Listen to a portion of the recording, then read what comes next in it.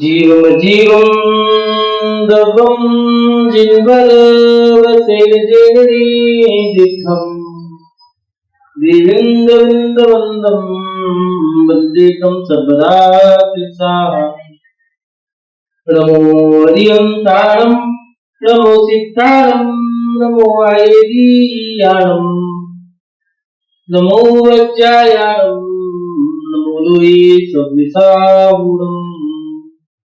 जय बोलिए तीर्थंकर विनायक श्री महावीर भगवान की। परम पूज्य विक्रम ज्ञानों की आचार्य गुरुदेव श्री वसुनंदी जी मुनिराज की, अहिंसा में विश्व धर्म की, पूज्य सदानंद जी महाराज की। दोनों हाथ ऊपर करके जोश से बोले। पूज्य पवित्रानंद जी महाराज की, समस्त मुनि संघ की, सभी उपस्थित धर्म प्रेमी पुण्य आत्मा एवं महानुभाव। हमारे जीवन में जब हम अपनी संतान के लिए सोचते हैं, लोग कहा करते हैं कि हम रागी हैं, और अगर हम अपने बुरे चाहने वालों के लिए सोचते हैं, लोग कहा करते हैं कि हम द्वेषी हैं। अगर हम संसार के लिए सोचते हैं तो हम संसारी हैं। अगर हम पर के लिए सोचते हैं तो हम मोही हैं। अगर हम अपने लिए सोचते हैं तो स्वार्थी हैं। तो सोचे किसके लिए, विचार कैसे करें, हम अपनी सोच कैसे बनाएं। ये एक सवाल खड़ा होता है कि हमारी सोच कैसी है। महानुभाव, हमारी हर जिज्ञासा का समाधान हमारे पूर्वाचार्यों ने, हमारे अरहंतों ने, भगवंतों ने, संतों ने, महंतों ने हमारी हर जिज्ञासा का समाधान वक्त रहते किए, और आज भी इस जिज्ञासा का समाधान हमें परमानंद स्तोत्र की चौथे नंबर की गाथा में दिख रहे हैं कि उत्तमा सात्व चिंतस्याम मोह चिंता च मध्यमा प्रथमा काम चिंतस्या चिंता धमा धमा। अपने आत्मा की चिंता उत्तम है, शरीर की चिंता मध्यम है, विषयों की चिंता अधम है, और दूसरों की चिंता करना ये अधम से भी अधम दिया है। थोड़ा सा देखें, विचार करें कि हमारी सोच कैसी है, हमारी विचारधारा, हमारा चिंतन किसके प्रति है। दूसरों की चिंता अधम से अधम मानी है। हम पर के बारे में सोचते हैं, उसका क्या होगा। कुछ लोग चिंतित रहते हैं कि सामने वाले का होगा क्या। सामने वाला हमारा पुत्र भी हो सकता है, हमारा पति भी हो सकता है, हमारे पिता भी हो सकते हैं, माता, भाई, बहन, कुटुंब, परिवार। इन सब के बारे में हम सोच रहे हैं कि इसका होगा क्या, ये इतना सीधा है, ये आगे जाके क्या करेगा, इसका व्यापार कैसा होगा, क्या करेगा, ये क्या कैसे जिएगा, इसका जीवन कैसा होगा। बस इस बारे में सोचते सोचते हम परेशान रहते हैं। माता बहने या पुरुष वर्ग में भी बेटी की शादी अगर करनी है तो चिंता इस बात की है कि उसका पति कैसा होगा, उसका परिवार कैसा होगा। सामने वाले की चिंता कर रहे हैं, हम अपनी स्वयं की नहीं करते। दुखी इस बारे में कि उसको मिलेगा क्या। उसका व्यापार अगर हमने सेट कर दिया है, ये व्यापार कैसे चलाएगा, इतना सीधा है, भोला भाला है, इसकी शादी हो गई तो परिवार कैसे मिलेगा, पति कैसा मिलेगा, नंद भावज या फिर सास ससुर कैसे होंगे। क्यों भैया, जब सामने वाला अपना कर्म लेके आया है तो फिर आप उसके बारे में चिंता क्यों करते हैं। व्यक्ति का लालन पालन करना ये माता पिता का एक दायित्व बनता है। अच्छे अच्छे संस्कार देना ये उसका दायित्व है, लेकिन यावत जीवन उसकी चिंता करना जो उसका दायित्व नहीं, उसकी मूर्खता है। इसीलिए आचार्य भगवान लिख रहे हैं, अधम से अधम कार्य दूसरों की चिंता करना, क्योंकि दूसरे की चिंता करने के बाद आपको कुछ मिलेगा नहीं। अब बेटी के बारे में कितना भी सोचो, शादी होने के बाद याद रखना बेटी पराई हो जाती है। अगर वो कुछ सोचेगी तो पहले अपने पति के बारे में, नहीं तो संतान हो गई है तो पहले संतान के बारे में, फिर पति के बारे में, फिर परिवार के बारे में। वो भी पति वाला परिवार, ऐसा नहीं अपना परिवार।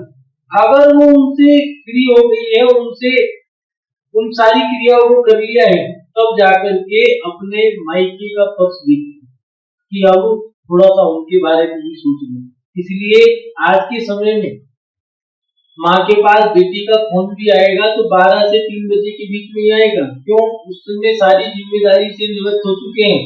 अब वो 2 बजे से 3 बजे तक चर्चा करेंगे, बाकी 1 घंटा पहले सो लिए। वो व्यक्ति जब अपनी क्रियाओं में, अपने जीवन में मस्त हो गया है, तो फिर आप उसकी क्यों चिंता करते हैं? बेटे ने शादी कर ली है, शादी करने के बाद वो अपनी पत्नी में, अपने बच्चों में व्यस्त हो गया है। पहले वो अपनी पत्नी की देखरेख करता है, क्योंकि पुरुषों का पत्नियों के प्रति समर्पण रहता है।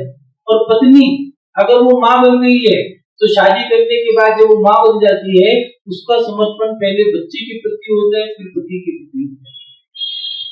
इसलिए पति, बच्चे कितने भी हो जाए, लेकिन पुरुष का समर्पण पति बनने के बाद पहला समर्पण पत्नी के प्रति होता है, फिर अपने परिवार के प्रति होता है, तो उसको उसकी पत्नी, उसके बच्चे, बेटा बेटी, और फिर जाकर के वो अपने माता पिता या भाई बहन के बारे में सोचता है। पहले माता पिता के बारे में सोचेगा, फिर भाई बहन के बारे में सोचेगा। उसमें भी जिससे उसकी पूर्ति हो रही है, पहले उस भाई के बारे में या बहन के बारे में, जिससे उसका लेन देन व्यवहार अच्छा है, पहले उसको घास डालेगा, बाद में दूसरे। फिर ये जब सब क्रियाएं हैं कि बेटी अपने जीवन में मस्त हो जाएगी और बेटा अपने परिवार में व्यस्त हो जाएगा, तो फिर हम दूसरे की चिंता करें क्यों? लेकिन कुछ लोग ऐसे होते हैं, उनके अंदर ये रहता है कि हम कल के बारे में सोचते रहते हैं, उसका क्या होगा, वो कैसा होगा, क्या करेगा, आगे कैसे जिएगा, उसका जीवन कैसे चलेगा, व्यापार कैसा होगा, शादी के बाद क्या होगा, क्या नहीं होगा, इसी बारे में वो चिंता करते रहते हैं। वो करते करते चेहरा उनका मतलब आंखों के नीचे सर्कल आ गए हैं, और चिंता इतनी कर ली है, इतनी कर ली है, उसका कोई इलाज नहीं। इसी को कहा टेंशन। इस टेंशन के कारण अब वो शुगर हो गई है। शुगर होने के कारण ना तो रात्रि भोजन त्याग कर सकता है, ना ही वो गर्म कर सकता है, ना ही वो गर्म कर सकता है। शरीर के अंदर एक दीमक लग गई है, दिन रात उसे खा रही है और वो कुछ नहीं कर सकता। और दिया चिंता ऐसी रात नहीं काट ले जा खाए, वह बेचारा क्या करे, कहां तक दवा लगाए। चिंता तो दिन रात काटती है, खाती जाती है, और चिंता चिंता में हम भूलते जाते हैं, हम बर्बाद होते हैं। मान भाग इसलिए लिख रहे हैं कि सबसे अधम कार्य जो है पर की चिंता करना। जो दूसरों में मस्त है, दूसरों में व्यस्त है, दूसरे में लिप्त है, वो व्यक्ति अधम से अधम माना है। ऐसी सोच अधम से अधम। दूसरा दिया विषयों की चिंता, ये अधम अधम सोच है। ये नीच से नीच नहीं, थोड़ी सी ठीक है, लेकिन उन दोनों की कैटेगरी में। उसमें कैसे होता, हमारा मकान कैसा होगा, विषयों की चिंता में वो चिंतित है। उसकी विचारधारा कैसी है कि हमने अपना जीवन बसा लिया है, अब मकान कैसा होगा, 1 मंजिल का बनाए, 2 मंजिल का बनाए, फिर क्या कैसे इसका करेंगे, मकान के अंदर क्या क्या लगाएंगे, सब में सजा रहे। और मकान ही नहीं, उसके साथ साथ कपड़े पहनने की, भोजन की सामग्री। कभी कभार ऐसा होता है कि हम बाजार में गए तो कपड़ा दिखा अच्छे लगे, लेकिन हम तो बहुत मोटे हैं, काश ये कपड़े मुझे भी पहनने को मिल जाते। भोजन की सामग्री, कई महिलाएं तो ऐसी हैं कि सुबह भोजन कर लिया है, भोजन करने के बाद दोपहर में ही सोचने शुरू कर देती है शाम को क्या बनाए, इस बारे में परेशान है। और शाम को खा लिया तो पूरी रात, पहले रात को है सुनो कल क्या बनाना है बताओ। अब वो क्या ये बना, पूछ लिया बनाना नहीं, वो कहते ये बना लो, भैया अपनी मेरी सामर्थ्य नहीं है। तो पूछा क्यों, अब पूछिए इसी भोजन के बारे में परेशान है कि कल क्या बनाना है, सुबह उठने से पहले तो रात को सोने से पहले वो व्यक्ति ये सोचे सपनों में भी मैं ये बना रहा हूँ, वो बना रही हूँ, ये कर रही हूँ। तो क्योंकि वो विषयों में इतना आसक्त है, उसको बढ़िया से बढ़िया चाहिए। और कई बार तो ऐसा होता है कि हमारे इनको तो ये बहुत पसंद है और उसके सामने रखा वो तो बेचारा ठंडा फुल्का भी खा लेता है, पराठा भी 2 दिन रात का भी खा लेगा, लेकिन बच्चों की आड़ में, पति की आड़ में जो नहीं करना था वो भी करेगा। हमें जो खाना है वो बना लिया और नाम लिखकर रख दिया दूसरे दिन। विषय आसक्त व्यक्ति जो है वो परेशान है, उसकी सोच कैसी है। शादी से पहले कई लोगों का रहता है, आज के जमाने में ऐसे भी पहले भी था, शादी करी नहीं तो शादी से पहले विचार सोच रहे शादी के बाद घूमने कहाँ जाए, यात्रा पे कहाँ जाए, घूमने कहाँ जाए। अब वो मौसी से नहीं तो मामी से, मामी शादी के बाद घूमने कहाँ जाना चाहिए, तो नहीं मैं तो ऐसी पूछ रही थी, मेरी सहेली की शादी है, मैं उसके बारे में पूछ रही थी, तो भैया तुम्हारी नहीं है क्या? शादी अभी लड़का नहीं देगा, रिश्ता नहीं करा, पहले से सब तैयारी करनी शुरू कर दी। और उसके कई लड़के तो इसलिए परेशान है कि पता नहीं लड़की कैसी है, काली होगी, मोटी होगी, गोरी होगी, छोटी होगी, लंबी होगी। अब हम तो 5 फुट के हैं, कोई लड़की 5.5 के आ गई तो ऊपर से वो आजकल वो नई चलती है ना चप्पले 2 फुट की, वो क्या कहते हैं उसे, हील। अब ये हील वाली पहनने की तो मैं तो बोला लोगों में लंबी लगी, और उसको ये परेशानी की है भगवान मेरी जिससे शादी हो वो मेरे बराबर की हो। अगर लड़की ज्यादा पढ़ी लिखी आ गई तो मुझे पैर दबाना पड़ेगा, और अगर लड़की कम पढ़ी लिखी आई तो वो मेरे पैर दबाएगी। ये भगवान क्या होगा क्या नहीं होगा, इसी चिंता में मरा जा रहा है। लड़की भी परेशान है, लड़का काला मिलेगा, मोटा मिलेगा, गोरा मिलेगा, लंबा मिलेगा, छोटा मिलेगा, गुटखा खाता हो, भगवान कैसे कटेगी जिंदगी? ये जिंदगी भर पछताना पड़ेगा। धर्मात्मा है या नहीं है, मंदिर जाता है नहीं जाता, अभिषेक करता है नहीं करता, अच्छा मुझे जाने देगा नहीं जाने देगा। फिर सबसे बड़ी बात जो कर्म कांड में फंसे हैं, उनको कर्म ही कर्म अच्छा लगता है, उनको भी उनकी भी ये सोच है कि घुमाने के लिए ले जाएगा नहीं ले जाएगा, कहाँ ले जाएगा ये भगवान, कहाँ ले जाएगा, कहीं भी ले जाए, अंडमान निकोबार ले जाए, लेके तो जाए। सोच कैसी है, विषयों के प्रति इतनी आसक्ति बढ़ गई है कि दिन रात उसमें सोचता जा रहा है। तो आचार्य भगवान लिख रहे हैं कि वो सोच भी अधम है। हमारी सोच हमें बड़ी करनी है, छोटी सोच पैर की मुंह व्यक्ति को आगे नहीं बढ़ने देती। आगे बढ़ना है, ऊपर उठना है तो हमें सोच बड़ी करनी है। इसके बाद दिया मध्यम, अधम से अधम सोच दूसरों के बारे में सोचो, अधम सोच विषय आसक्ति विषयों के बारे में सोचो। मध्यम सोच जो है शरीर की चिंता करना, शरीर का लालन और पालन करना, ये हमारा एक दायित्व बनता है। हम इस संसार में हैं तो शरीर के माध्यम से हम आत्मा तक पहुंचेंगे और शरीर और आत्मा के माध्यम से हम अपनी आत्मा का कल्याण करेंगे। इस शरीर के माध्यम से ही साधना होगी। कुछ लोग अपने शरीर का ध्यान नहीं रखते, शरीर का ध्यान रखना हमारा एक दायित्व बनता है। जो अपने पेट का नहीं हुआ वो किसी का नहीं हुआ, याद रखो। जो अपना ही ध्यान नहीं रख सकता है वो किसका ध्यान रखेगा? जिसने अपने शरीर का ही ध्यान नहीं रखा है वो कैसे अपने बड़े वाले किसी व्यक्ति का ध्यान रख पाएगा? इसलिए शरीर का ध्यान भी रखना होगा। शरीर में क्या ध्यान रखना है? शरीर के लिए दिया है कि शरीर को स्वस्थ बनाए रखना। अगर स्वस्थ होगा तभी तुम्हारा धर्म हो पाएगा, नहीं तो नहीं होगा। पहला सुख निरोगी का है।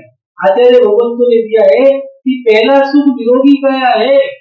अगर शरीर ही खराब होगा तो कैसे मंदिर जाओगे, कैसे धर्म ध्यान करोगे?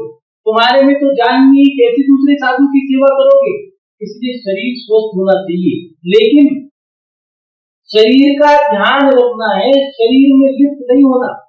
कुछ लोग घर से बाहर निकलते हैं तो मुंह ढक के निकलते, मुंह ढक लेंगे, हाथ ढक लेंगे, हाथों में ग्लव्स पहन लेंगे, कंधे तक के ग्लव्स आगे वहां तक के पहन लेंगे, ऊपर से सर पे मुंह ढक लिया है, सर ढक लिया है, चुन्नी ढक ली है, उसके बाद कपड़ा ढक लिया है। कहीं गलती से भी चेहरे पे धूप ना पड़ जाए, क्यों? चेहरे का ग्लो खराब हो, ये कहीं गलती से भी अगर धूप पड़ गई तो मैं काला ना हो जाऊं, गोरी हूं, काली ना हो जाऊं, इस कारण इतना ध्यान रख रहे हैं। कुछ लोग तो शरीर का इतना ध्यान रखते हैं, ज्यादा नहीं खाते, अगर ज्यादा खाएंगे तो मोटे हो जाएंगे, हमें तंबू कहेंगे लोग। और कुछ लोग कम खाते हैं इसलिए खाते, कुछ लोग ज्यादा इसलिए खाते हैं कि वो इसलिए कि मैं मोटा हो जाऊं, कि बांस जैसा ना दिखूं, मुझे मोटा होना है, खाए जा रहे खाए जा रहे। अरे भैया, जो कर्म का उदय है, जिनके कर्म का उदय है कि मोटा होना है, इसे आधे और अनादे नाम की कर्म में डाला है। नामकरण की 93 प्रकृतियां हैं, उन 93 प्रकृतियों में इस कर्म को डाला है आदि और अनादि। जब आधे कर्म का उदय होगा तो व्यक्ति मोटा होता है।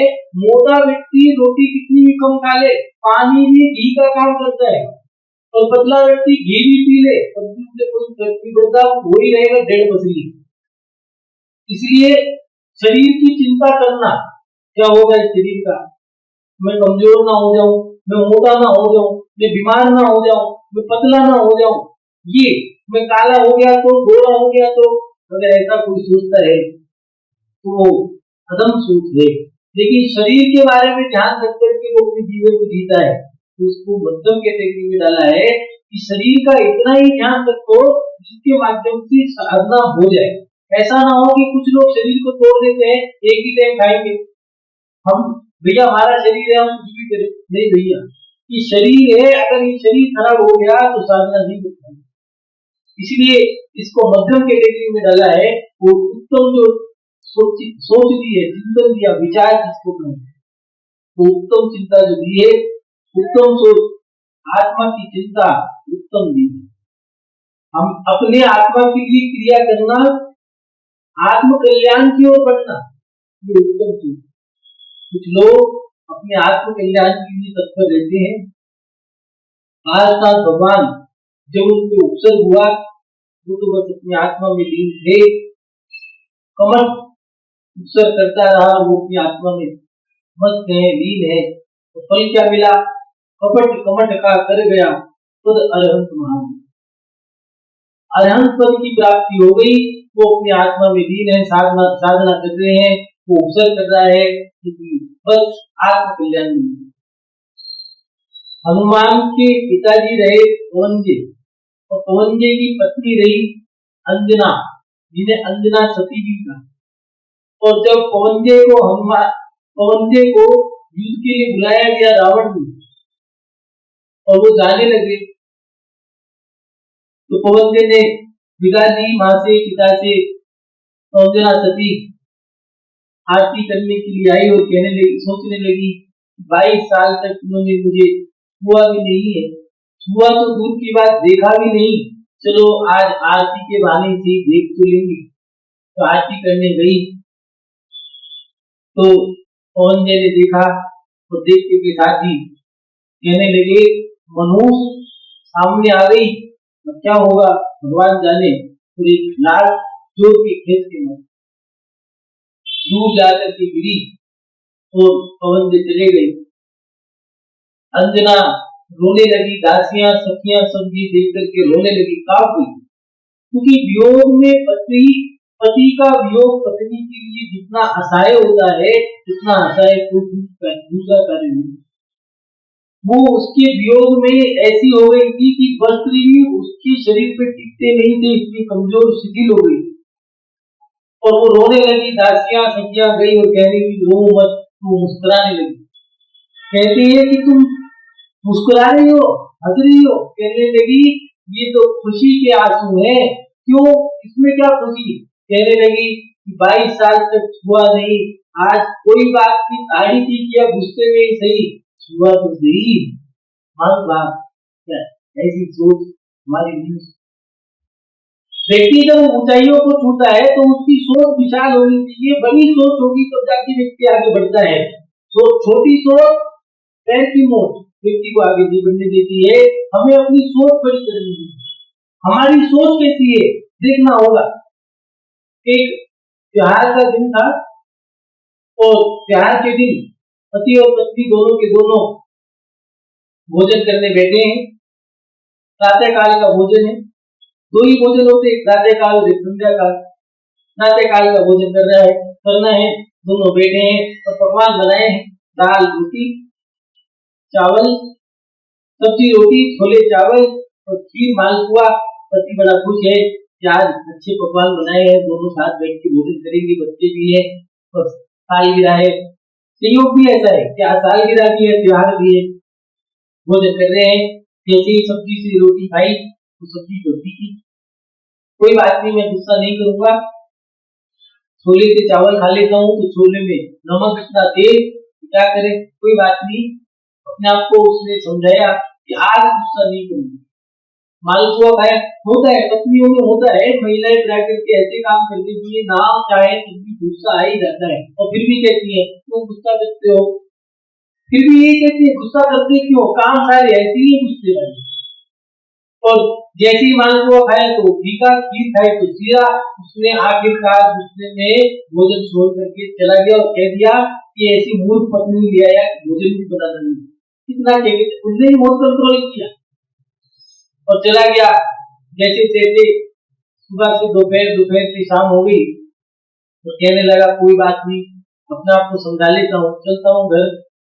दुकान जल्दी बंद कर दी तो दुकान बंद करके तो जाने लगा तो घर के बाहर देखा कि भिखारी बैठा है और वो भोजन उसको दिया था तो भोजन वो कर रहे हैं। और उसने कह भिखारी ने पूछ लिया बाबा तो कैसा लगा भोजन? उसको लगा कि कहीं ऐसा तो नहीं मुझे खराब लगा हो, देखो तो सही मेरी पत्नी ने इसको कैसा दिया। तो भिखारी ने कहा वाह भाई साहब, इस मालकिन को मैं दुआ देता हूँ कि पूरे परिवार को दुआ देता हूँ, ऐसे 56 भोग मैंने नहीं। मालपुआ और खीर दोनों खा के क्या आनंद आया। तो चावल में छोले मिला के मैंने तो सब्जी भी उसमें मिला ली, ऐसा लगा सारी सब्जियों का मिश्रण हो गया हो, आनंद आ गया। दोनों हाथ से दुआ दी। पति कहने लगा काश मैं भी ऐसा कर लेता तो पत्नी से दूर मीठे बोल बोली, आज त्योहार के दिन मेरे घर में भी खुशी हुई। मन का सोचे, विचार करें, क्या ऐसी सोच हमारी है या नहीं? सकारात्मक सोच होनी जरूरी है, लेकिन हमारी सोच कैसी है, विचार करें। पहले के बुजुर्गों की सोच कितनी बड़ी थी और आज के लोगों की सोच कितनी बड़ी है। देखें, पहले मंदिर बना करते थे, उस समय के मंदिर 1000 वर्ष हो गए आज तक। ऐसे ऐसे मंदिर भी है जो हजारों वर्ष हो गए आज भी खड़े हैं, लेकिन आज के लोगों की सोच कितनी छोटी है कि आज मंदिर पहली पीढ़ी ने बनाया, दूसरी ने गिराया, वहां 25 साल के अंदर या 50 साल में मंदिर नहीं जा रहे।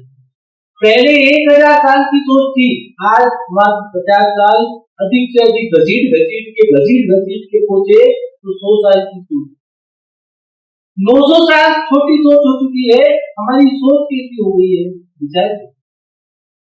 पहले के घरों के अंदर अदब कायदे कानून हुआ करते थे, बुजुर्ग जो हुआ करते थे उनके पल्ले यहाँ तक हुआ करते थे, घूंघट होता था तो घर के अंदर सभी बहू या बेटी हो सबकी मान मर्यादा रहती थी। आज बड़े बुजुर्ग भी कपड़े नहीं पहनते तो बच्चे तो नंगी घूमेंगे। सास ही सूट में घूम रही है तो बहू तो निक्कर पहनेगी और उससे छोटे बच्चे तो चड्डी बनियान में घूम रहे तो फिर क्यों दिक्कत है, क्या गुस्सा। हमने जैसा करा है उसको फल में मिला है। खान पान पहले इतना अच्छा होता था, सब साथ बैठ के खाते थे, अब सबके कमरे अलग हैं, सबकी रसोई अलग है, सबके ढाबे होटल सब सेट है। क्यों? क्योंकि हमने अपनी सोच बदल दी। कम खाते थे बन जाते थे, लेकिन अब सोच बदल गई है, विचारधाराएं छोटी होती जा रही है, सोच छोटी होती जा रही है, व्यक्ति नीचे गिरता जा रहा है। पहले व्यक्ति व्यापारी बना करता था, आज हर व्यक्ति नौकर बन के जीता है। सोच कितनी छोटी रह गई। गुलामी पसंद करना हमने स्वीकार कर लिया है, लेकिन हमें मालिक बना बर्दाश्त नहीं है। क्यों? क्योंकि हम झुकना नहीं चाहते। हमारी सोच कैसी हो गई है, हमारी विचार कैसी हो गई है, हमें अपनी सोच को बढ़ाना होगा। हमारी सोच घटती है, सोच छोटी होने के कारण हम अपने जीवन में आगे नहीं बढ़ पा रहे। पहले भोजन बना करता था, घर के अंदर 2 कमरे एक्स्ट्रा हुआ करते थे, ज्यादा होते थे, एक भंगार गृह एक भंडार गृह। भंगार में निर्वाही का खाने पीने की सामग्री के बर्तन वगैरह इत्यादि उसमें डालते थे, तो लोहा लंगड़ हो वहां डालते थे। और भंडार में खाने पीने की सामग्री इत्यादि हुआ करती थी। घर में बर्फी हो, लड्डू हो, नमक पारे, मठरी, इतना ये सब चीज रहते थे। तो भिखारी भी आया तो उसको एक लड्डू एक मठरी देके भूखा ना जाए। आज आज तो रोटी भी दिन के बनती है, क्यों कितनी खाओगे? चार चार बना दी, पांच की भी भूख लग गई, अब शाम को मिले, और शाम को पांच भूख लग गई तो अब चार बनी थी, कल सुबह मिले था, अब नहीं मिला तो दिन की रोटी बनानी थी, दाल भी एक कटोरी मिले, दूसरी मांगी तो दूसरी कैसे मांगी, एक ही मिलती यहाँ पर अनुसार। सोच कैसी हो गई है, पहले घरों के अंदर एक थाली भोजन ज्यादा बनता था, आज वो एक थाली जो अतिथि की बना करती थी, कोई मेहमान आ जाए, कोई मुनि महाराज आ जाए, कोई त्यागी कोई व्रती आ जाए, उनकी सोच थी कि हमारे घर में भोजन के बिना नहीं जाएगा। और आज वो एक थाली भोजन मार एक गाय की रोटी बन के रह गया है। कोई गाय आई तो उसको डाल दे, कई घरों में कहीं तो वो भी बन दो,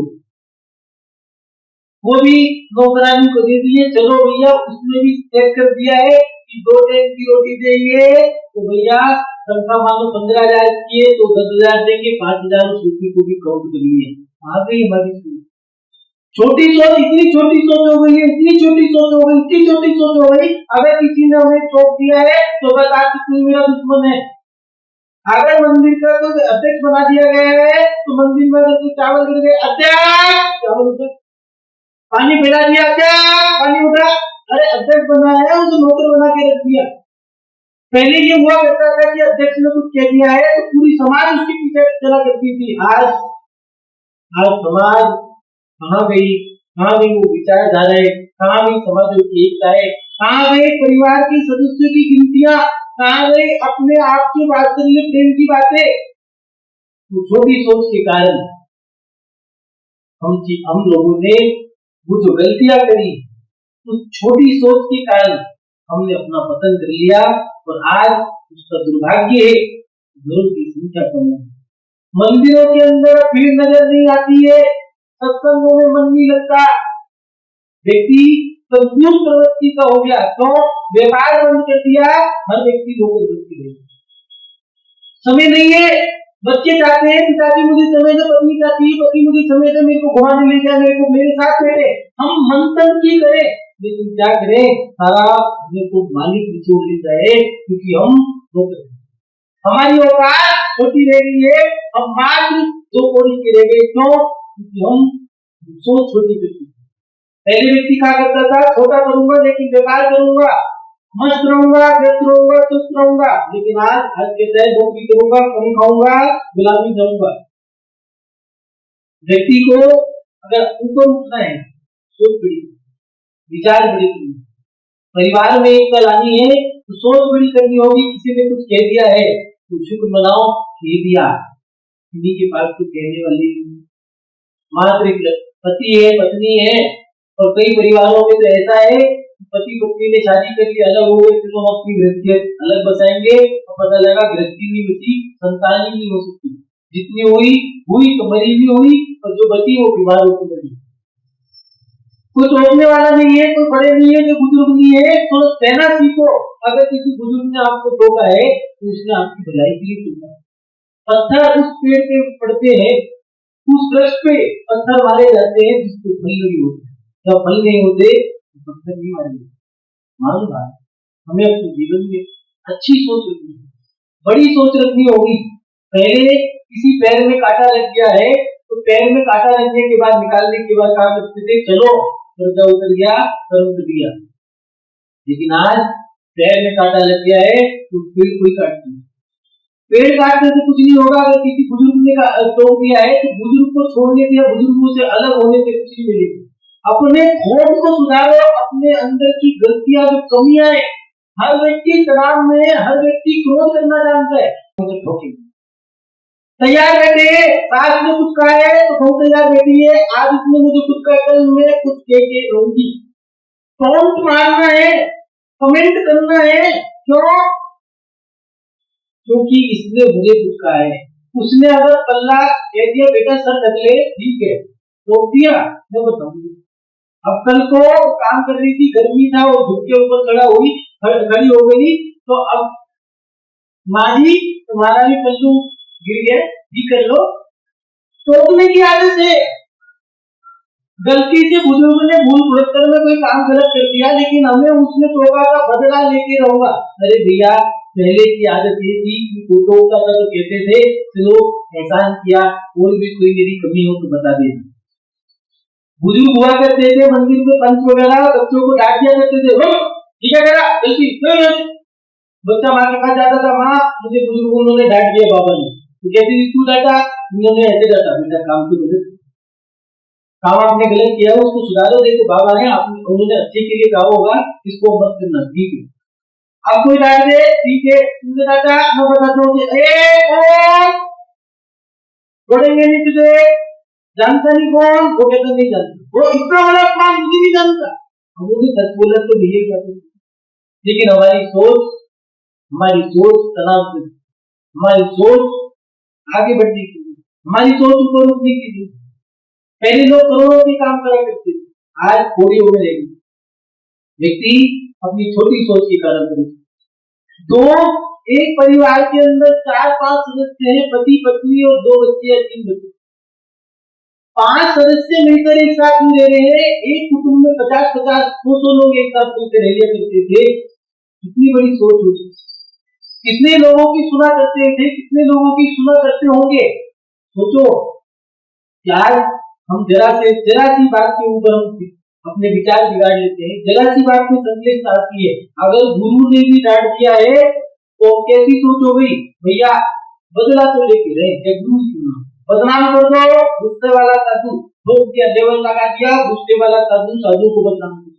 कालिका ने कह दिया तो कालिका को बदनाम कर दो, अगर किसी मंदिर में धर्मात्मा ने कह दिया तो उसको बदनाम कर दो। अगर आहार देते हुए किसी ने कह दिया सुनो ऐसे मत करो, हमें नहीं जानते क्या तुम, हमने 20 साल से दिया, हमने 40 साल से दिया, अरे भैया 40 साल से खराब दे रहा था, आज तो ठीक है। लेकिन हमारी आदत है, हमारी आदत ये है कि हम बड़ी जगह रह रहे हैं, मकान बड़ा ले लिया, दुकान बड़ी ले ली, व्यापार बड़ा कर लिया, बहुत बड़ी करी या नहीं करी। मकान बड़ा करने से व्यक्ति बड़ा नहीं बनता, करोड़ों रुपए की बोली लेने से बड़ा व्यक्ति नहीं बनता है, दान देने से बड़ा नहीं बनता है, सोच बड़ी करने से बड़ा बनता है। सोच कितनी बड़ी है इसके लिए मालूम, हमें ऊपर उठना है, आगे बढ़ना है, आत्मा का कल्याण करना है, सोच बड़ी। पर के बारे में सोचना छोड़ो, विषय आसक्तियों के बारे में सोचना छोड़ो। कई लोग दाल रोटी से ऊपर ही नहीं उठते, मात्र खाना पीना घूमना फिरना ओढ़ना करना, बस इससे ज्यादा है ही नहीं है। घूमना फिरना ओढ़ना करना, खाना पीना, नाचना गाना, बाप दादा मर गए, पोते पोतियां हो गए, फिर भी इच्छा यही है हम कुछ छोड़ देते हैं, इससे ऊपर उठना होगा। शरीर की आसक्ति को भी छोड़ना होगा, लीपा पोती सजना धजना इसको छोड़ो। 80 साल की उम्र हो गई है फिर भी दृष्टि से छूट रही। पहले के लोग क्या करते थे, बूढ़ी घोड़ी लाल लगाम, और आज वो बूढ़ी घोड़ियां क्या हो गई उनको फिर भी 80 साल की उम्र में भी बाल कटवा रही है। 80 साल की 90 साल की उम्र में भी एक व्यक्ति ने पूछ लिया कि 60 साल की 50 साल की उम्र में दोबारा सालगिरह मनाई है, दोबारा से बग्गी निकाली है, घोड़ी में बैठे हैं, दोबारा से सुखा हुए हैं, ये बताओ 50-60 साल की उम्र में दोबारा से फैशन चला है सालगिरह मनाने का, दोबारा शादी करने का, तो 60 साल की उम्र में शादी के बाद बच्चे भी दोबारा करोगे क्या? अरे मूर्ख हो, तो दान करने की परंपरा थी, तो धर्म में लीन होने की परंपरा थी, वो परंपरा है तुमने काम वो सब खत्म कर दी। और मस्ती 80 साल की उम्र में मस्ती, 90 साल की उम्र में जन्मदिन मना रहा है। अरे 90 साल की उम्र में तो धर्म ज्ञान करने का समय था, विधान करो, लेकिन विधान तो गया। 90 साल की उम्र में चलो हम तो रिसोर्ट में जाके जन्मदिन, क्यों क्या है वहां पर, आज मेरा जन्मदिन है, 90 साल का हो गया हूँ, गारंटी नहीं है, इसलिए अब मना लो, कल का मने नहीं। अरे अब तो थोड़ी आसक्ति कम करो और अपनी आत्मा में सबसे उत्तम जो विचार दिए हैं, अपनी आत्मा की चिंता करना, अपनी आत्मा में लीन होने के लिए हमें प्रयास करना होगा। मान भाव अपनी सोच को बड़ी करें। पहले भी बताया, छोटी सोच पैर की मोड़ व्यक्ति को आगे नहीं बढ़ने देगी। आज के समय में लोगों की सोच, पैसा बहुत है, धन दौलत बहुत है, ऐश्वर्य बहुत है, नई टेक्नोलॉजी बहुत है, लेकिन सोच वो छोटी है, विचार छोटे हैं, सोच छोटी है। सोच को बड़ी करोगे, हम सारे बड़े बड़े रूप लेंगे।